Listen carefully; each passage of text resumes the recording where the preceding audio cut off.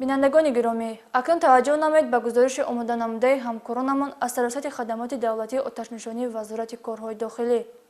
کارمندان سرایستی خدمات دولتی آتش‌نشانی در همکاری با دیگر ریاست‌های وزارت کارهای داخلی جمهوری تاجیکستان با مقصد پیشگیری حادثه‌های سوختار، معین نمودن مصرف‌شوی بیهوده و برزیاد و استفاده غیرقانونی نیروی برق، ریدهای مشترک دایر نموده ایستادند. ضمن چنین یک شورابینی مشترک معین کرده شد که در دکان نامپذیر صاحبکار عبدالرسول ایوبوف واقع در کوچه اسدالله غلاموف 13 ناحیه سینای شهر دوشنبه برای آماده نمودن محصولات نانی با استفاده از اسپیرال‌های بلندشدت برقی فعالیت می‌نموده است که از استفاده بر زیاد قوه برق خطهای انتقال دهنده آن و سرباری زیاد تاب نآورده در حالت آتشگیری قرار داشتند. همچنین پیوست کابل و ناقل‌های برقی برخلاف ساخت دستگاه برق وصل کرده شده است که در حالت خوف سوختار قرار دارند. با ضمن این در دکان نامبرده از تجهیزات خودساخت برقی سرمصرف فراوان استفاده برده میشد. وابسته به حالت جای داشته نسبت صاحبکار چاره‌های قانونی اندیشیده شده برای رفع کمبودی‌ها و او مهلت داده شد. مورد ذکر است که با ضمن رعایت نشدن عادی‌ترین طلبات قاعده‌های بخطری از سوختار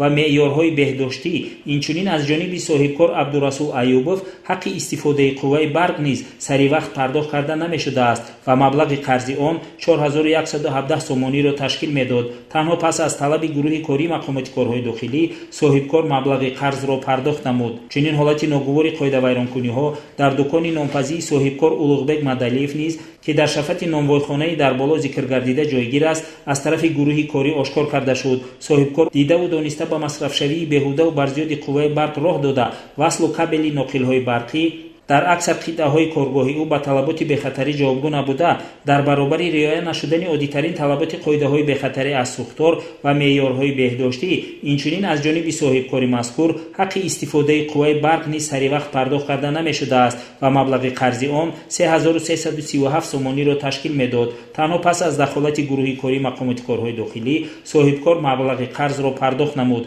قابل قید است که وابسته به کمبودی‌های آشکار کرده شده از طرف گروه کاری سندهای داخلدار ترتیب داده شده نسبت صاحبکار اولوغبک مدلیف چاره‌های قانونی اندیشیده شدند. همچنین برای رفع کمبودی‌های جای داشته با او مهلت معین کرده شد.